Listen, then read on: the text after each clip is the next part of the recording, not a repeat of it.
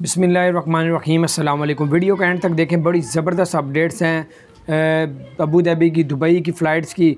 और Indonesia, Oman ने तो पाकिस्तान के लिए, इंडिया के लिए फ़्लाइटें मुअत्तल कर दी हैं, अभी बंद कर दी हैं।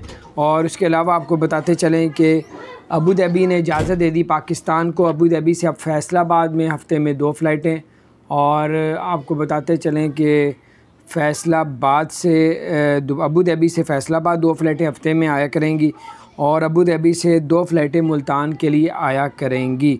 उसके अलावा फ़्लाइटें जो हैं वो ओपन होने जा रही हैं इंशाअल्लाह ताला। 15 जुलाई को इंडिया में बुकिंग शुरू कर दी गई है फ़्लाइटों की, तो अब इंशाअल्लाह ताला पाकिस्तान की भी ओपन हो जाएंगी अल्लाह पाक के हुक्म से।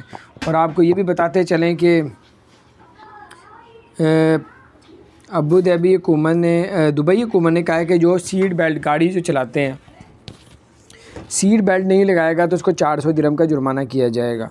और अब जो भी लोग दुबई में हैं, यूएई में, किसी भी रियासत में हैं, अब आप लोग गवर्नमेंट के किसी भी दफ्तर में जाना चाहते हैं तो आपको दफ्तर जाने से पहले आपने अगर वैक्सीन नहीं लगवाई तो कोरोना का नेगेटिव टेस्ट आपके पास होना चाहिए।